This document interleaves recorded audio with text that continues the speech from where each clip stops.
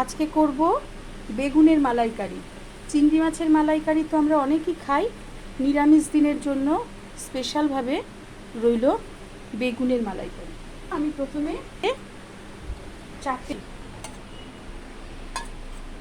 বেগুনটা ভাজতে একটু তেল লাগবে। হাফ কাপ নারকেল কোড়া গরম জল দিয়ে ভিজিয়ে রাখছি। হয়ে গেছে, নুন হলুদ মাখানো বেগুনগুলোকে আমি ভেজে নেব, তুলে নেব এভাবে। আর বাকি বেগুনগুলোকেও ভেজে নেব।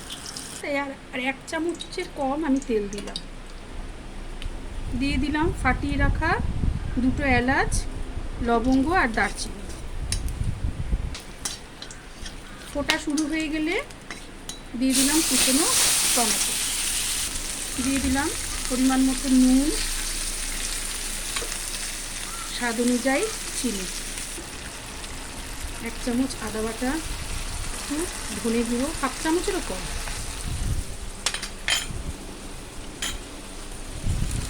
একটু লঙ্কার গুঁড়ো, হাফ চামচ হলুদের গুঁড়ো। তেলের দুধটাকেই আমি একটু একটু করে দিয়ে কষাবো। আবার একটু নারকেলের দুধ দেবো, বেগুনটা দিয়ে দিলাম, দিয়ে বেগুনটা একটু কষিয়ে নেব। যেহেতু ভাজা আছে খুব কষানোর দরকার নেই। বাকি নারকেলের দুধ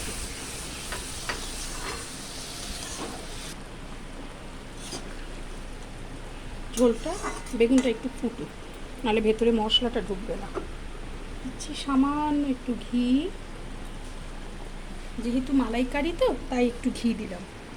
সামান্য গরম মশলার গুঁড়ো ওপর থেকে ছড়িয়ে দিলাম। এটি গরম ভাতে ফাটাফাটি বেগুনের মালাইকারি।